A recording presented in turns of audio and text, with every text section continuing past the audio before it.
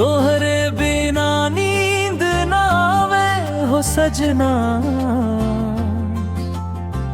रात भर दिलवा तोहरा के पुकारे ना।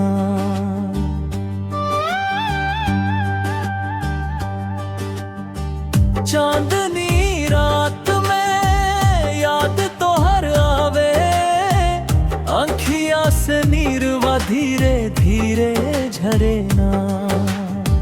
तोहरे बिना नींद ना आवे हो सजना,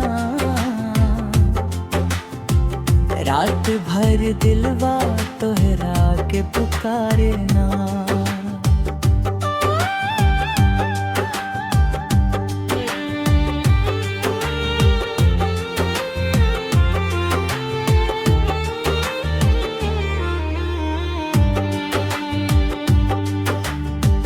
जब से तू गईलू हो परदेस पिया, सुना लागे अंगना और देश पिया।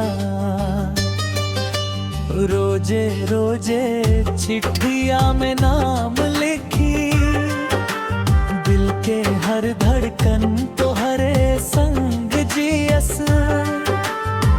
सांस में बसल बाड़ू जान में रहेलू, तोहरे खातिर दिलवा हम हारेलू। आजा जल्दी से राजा जी, तोहरे बिना जिंदगी बेकार लगे ना। तोरे बिना नींद ना आवे हो सजना, रात भर दिलवा तोहरा के पुकारे ना।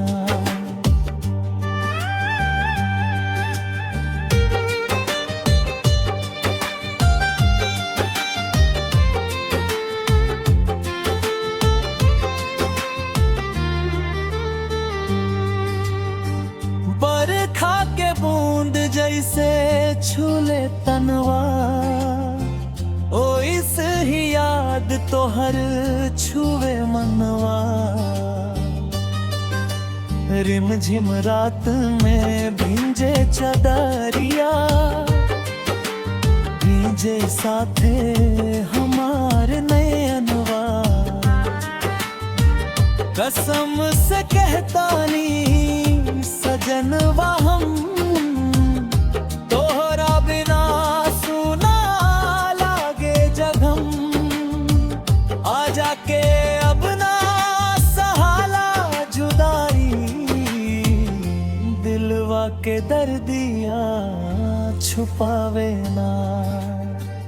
तोरे बिना नींद ना आवे हो सजना, रात भर दिलवा तोहरा के पुकारे ना।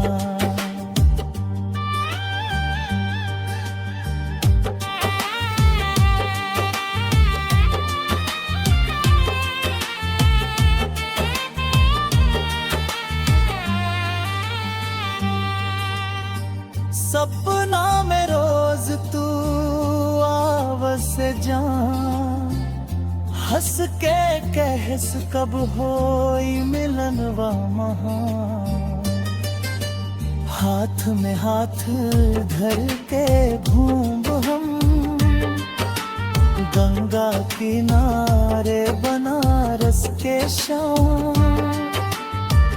पायल के छन छन चूड़ी के खन खन, तोहरे संग लगे सुहाना सावन।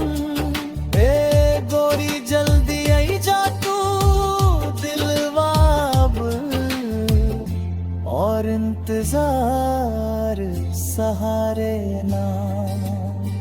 तोहरे बिना नींद ना आवे हो सजना, रात भर दिलवा तोहरा के पुकारे ना। चांदनी रात में याद तोहर आवे, आँखिया से नीरवा धीरे धीरे झरे ना।